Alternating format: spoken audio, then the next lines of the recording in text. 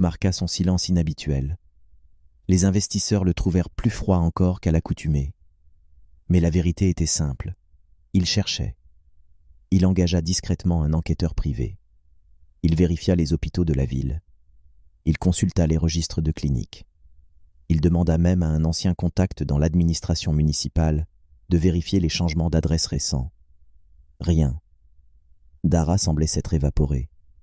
Chaque soir, il retournait à la suite présidentielle de l'hôtel Horizon Prestige. Il refusait de changer de chambre.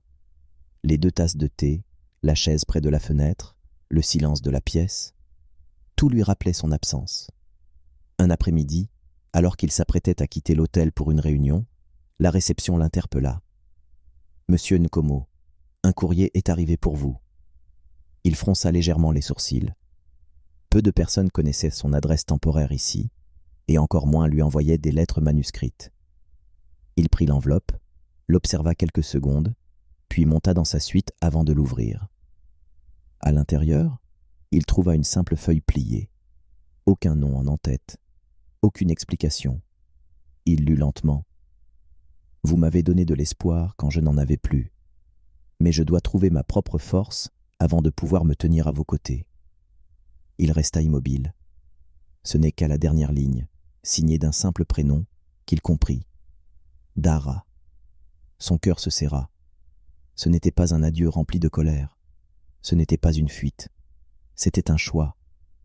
Et à cet instant précis, il comprit que ce qu'il ressentait n'était ni de la curiosité, ni de la compassion. C'était bien plus que cela. Il resta immobile, relisant la phrase plusieurs fois. C'était plus profond, plus personnel. Et pour la première fois, il savait qu'il devait se battre pour autre chose qu'un contrat. Il devait la retrouver. Les mois passèrent. Aux yeux du public, Thierry Nkomo restait le même homme, brillant, stratégique, implacable. Les journaux économiques parlaient de ses nouveaux partenariats. Son nom apparaissait encore dans les conférences internationales. Son entreprise continuait de croître. Mais en privé, une seule chose ne quittait jamais sa poche. La lettre. Il la relisait souvent, surtout les soirs où la ville semblait plus silencieuse que d'habitude. Un samedi matin, il accepta à contre-cœur l'invitation d'un partenaire local à assister à un petit événement communautaire dans une ville périphérique. Il s'agissait d'un programme éducatif soutenu par plusieurs entrepreneurs. Il n'avait pas prévu d'y rester longtemps. En marchant près du bâtiment de l'école, son regard s'arrêta sur un panneau d'affichage légèrement abîmé par le vent. Une affiche simple y était accrochée. Cours d'alphabétisation gratuit pour jeunes filles. Animé par mademoiselle Dara. École primaire Sainte-Grâce. Il resta immobile. Dara. Il se tourna vers une enseignante qui passait. « Vous connaissez celle qui donne ses cours ?» La femme sourit. « Bien sûr, elle vient d'arriver récemment. Elle aide pour quelques séances, le temps que l'école voit comment cela évolue. Elle ne gagne presque rien, mais elle est très investie. Elle dit qu'aucune fille ne devrait grandir sans savoir lire comme elle a failli le faire. » Il sentit quelque chose se serrer en lui. « Elle est là aujourd'hui ?» Elle termine ses cours en fin d'après-midi. Il resta jusqu'au coucher du soleil. Lorsque la cloche retentit, des enfants sortirent en riant, leur sac sur le dos. Puis il la vit.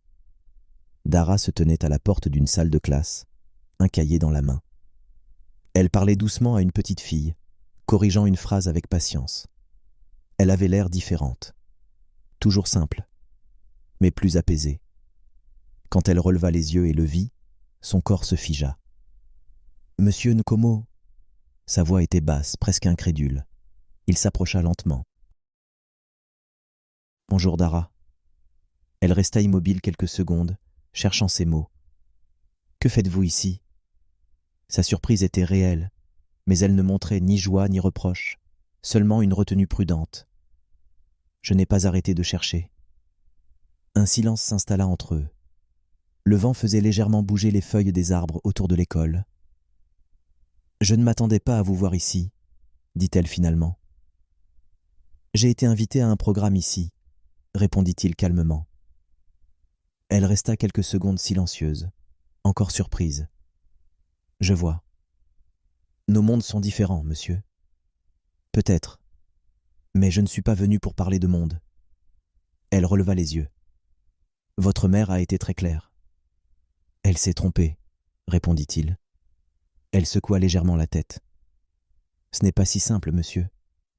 Il fit un pas vers elle, puis s'arrêta.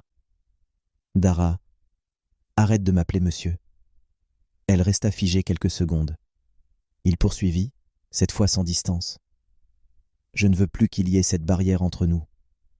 Elle resta silencieuse, surprise par la douceur inattendue dans sa voix. Nous ne sommes plus dans cet hôtel.